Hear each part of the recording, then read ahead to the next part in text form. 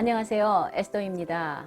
번영은 벗을 만들고 역경은 벗을 시험한다 라는 말이 있습니다.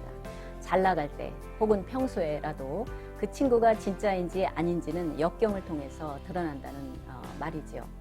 재산이 파산했거나 또는 불치병에 걸렸을 때 등의 그런 역경이 왔을 때에 긍정적이든 부정적이든 평소에 드러나지 않던 진심을 알게 된다는 말입니다. 오늘은 이 주제와 관련해서요. 아들 압살롬에 의해서 쫓겨가는 다윗의 상황을 묵상해 보도록 하겠습니다. 압살롬은요, 자신의 잘생긴 외모를 활용해서 백성들의 마음을 훔치며 4년 동안 반역을 준비했습니다. 그러니까 고대나 오늘이나 외모가 중요하긴 한가 봐요. 하지만 다윗에게는 졸지에게 당하는 청천벽력이었습니다. 이제 다윗은 더 이상 왕도 아니었고요. 목숨마저 경각에 달리게 되었습니다. 말 그대로 천하의 다윗이 종이 호랑이가 된 것이죠. 다윗은요, 이 재앙이 자신이 저질렀던 간음과 살인죄의 여파인 것을 잘 알고 있었습니다.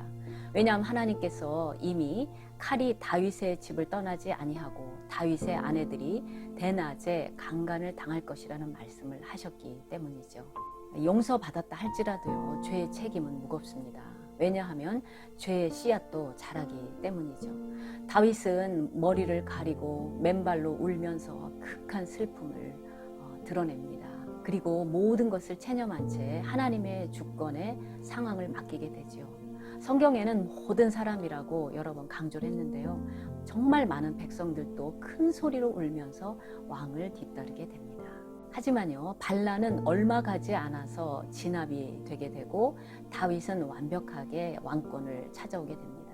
다윗이 이렇게 빠르게 회복할 수 있었던 것은요, 다윗을 평소에 사랑하고 존경하던 사람들이 도처에 있으면서 목숨을 내걸고 다윗을 도와주었기 때문입니다. 사실 다윗은요, 정치 초년생 때부터 자신의 생명처럼 다윗을 사랑했던 요나단을 비롯해서요, 여인들, 신하들, 심지어는요, 이방인의 왕들도 다윗을 사랑했습니다. 특히 권력은 아들과도 나누지 않는다라는 것이 권력의 생리 아닙니까? 그런데 왕자 조나단은요, 하나님께서 선택한 다윗을 앞세우면서 자신은 기꺼이 그 다음이 되기를 자청했습니다. 다윗은 왜 그렇게 사랑을 받았을까요? 아마도 다윗은 하나님을 기쁘시게 하는 사람이었기 때문에 그랬던 것 같습니다. 하지만요, 다윗이 이러한 역경을 당했을 때 고양이 발톱처럼 자신의 사심을 숨겨둔 사람들, 그래서 다윗에게 등을 돌리면서 그를 해하려고 하는 사람들이 있었습니다. 다윗은 아마 그런 경험을 통해서 사람에 대해서 많이 배웠을 겁니다. 우리가 7월이 되면 묵상해 볼 시편에는요, 다윗의 그런 심경을 담아낸 시편들이 참 많이 있습니다. 오늘은요, 그런 사람들에 대해서 집중을 해보겠습니다. 첫 번째는 다윗의 모사인 제갈량 아히도벨입니다. 아히도벨의 지략은 너무나 뛰어나서요, 만약에 압살롬이 아히도벨을 따랐다면요, 다윗은 몰살 당했을 겁니다. 다윗의 후궁들을 대낮에 사람들이 보는 앞에서 강간하게 함으로써 반역 세력들을 강화시키려 했던 것도요, 아히도벨의 계략이었죠. 하지만 자신의 그 계략이 기각이 되자 패배를 직감하고 고향에 내려가서 목매어 자결을 하게 됩니다. 그런데 왜 아히도벨은 다윗을 배반했을까요? 다윗은 여호와께서 택하신 왕일 뿐만이 아니라 변방에 머물렀던 작은 나라인 이스라엘을 주변 국가를 호령하는 그런 강대국으로 키운 왕 중의 왕이 아닙니까? 개인적인 원한으로 보는 일부 주석가들은요, 밧세바의 아버지 엘리암이 아히도벨의 아들이라고 봅니다. 즉 밧세바는 아히도벨의 손녀였다는 것이죠.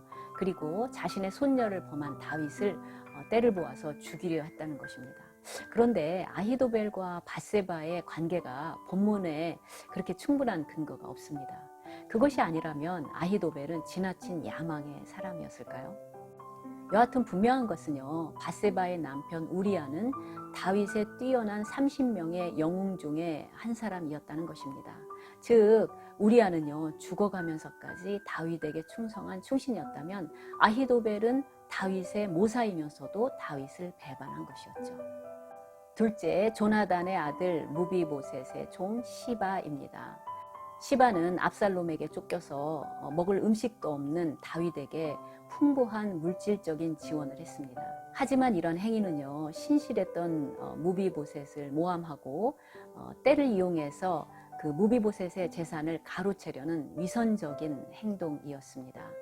그는 적어도요, 다윗이 이 사태를 빠른 시간 안에 진압할 것이라는 통찰력을 가진 사람이었어요. 즉 지인의 위기를 활용해서 이득을 취하는 머리회전이 빠른 사람이었죠. 나중에 사실관계를 알게 된 다윗은 인간의 부패함을 또 한 번 뼈저리게 깨달았을 것입니다. 세 번째는 사울 가문의 시므이입니다. 물론 시므이는 다윗의 지인은 아니에요. 하지만 평소에 다윗에 대한 편견과 복수심에 사로잡혀 있다가 다윗이 황망하게 도망치는 그 틈을 이용해서 공개적으로 독한 말로 다윗을 저주합니다. 그러니까 불난집에 부채질을 하는 거죠. 다윗은 얼마든지 시므이를 해할 수 있었지만 그러한 저주조차도 하나님의 징계, 즉 자신의 죄의 결과로 생각하고 그 저주를 막지 않습니다. 후에 시므이가 용서를 구했기 때문에 다윗이 용서를 합니다. 하지만 다윗은 시므이를 잊지 않고 솔로몬에게 유언을 남기게 되죠. 사적 감정이라기보다는요, 시므이의 저주는 여호와에 대한 반역의 성격이 있었고요. 또 새롭게 왕이 된 솔로몬을 위협할 만큼 시므이는 세력이 있는 사람이었습니다. 그래서 마땅히 제거를 해야 될 사람이었죠. 솔로몬은 뛰어난 지혜를 활용해서 합법적으로 시므이를 제거합니다. 마지막으로 생각해 볼 사람은 요압입니다. 요압은 다윗의 생질로서 사실 용사 중에 용사였죠. 그리고 다윗이 통치를 확대하고 강화하는데 정말 지대한 그 기여를 한 사람이었습니다. 하지만 자신의 사적인 감정으로 인해서 뛰어난 영웅들이었던 아브넬과 아마사를 살해해서 다윗의 마음을 너무나 아프게 하고 또 여론에 민감한 정치적으로도 다윗이 곤란에 처하게 만듭니다. 그 무엇보다 아버지로서의 다윗이 압살롬에 대해서 간절히 부탁하는 말을 공개적으로 듣고도요, 대놓고 왕의 명령을 무시한 채 압살롬을 잔인하게 살해합니다. 요압이 그 압살롬을 죽인 데는 여러 가지 복합적인 이유가 있는 것 같아요. 반역자는 죽어야 된다는 일반 백성들의 여론도 있었을 테고요.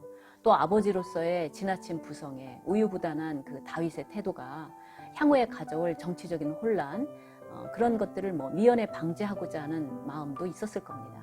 하지만 요압은요, 압살롬에 대해서 사적인 감정이 있었던 사람이었어요. 압살롬은 암논을 죽인 뒤에 외할아버지 나라에서 망명 생활을 하다가 요압의 도움으로 이스라엘로 돌아옵니다. 하지만 2년이 지나도 다윗 왕의 아련을 요압이 도와주지 않으니까요, 추수기에 있는 요압의 밭을 불태워버립니다. 그러니 요압이 압살롬에 대한 감정이 좋을 리가 없죠. 요압은 나중에요, 또 아도니아를 왕으로 옹립합니다. 그러니까 그가 정치적으로 또 다른 그 야망이 있었다는 그런 암시를 읽을 수가 있죠. 요압 또한 솔로몬에 의해서 합법적으로 죽임을 당하게 됩니다. 야망이 컸던 제갈량 아히도벨, 돈에 상당한 관심이 있었던 교활한 시바, 복수심과 편견을 극복하지 못했던 시므이, 그리고 다윗의 뛰어난 군사령관이었지만 자신의 사적 감정을 억누르지 못했던 요압. 이런 사람들은 다윗의 역경에 대해 자신의 마음 깊숙한 곳에 숨겨두고 있었던 사심을 드러낸 사람들로 우리들에게 많은 생각할 거리를 던져줍니다. 철이 철을 날카롭게 하는 것 같이 사람이 그의 친구의 얼굴을 빛나게 한다라고 했습니다. 다윗과 요나단이 나누었던 그 아름다운 우정의 복을 향유하시는 여러분 되시길 바랍니다.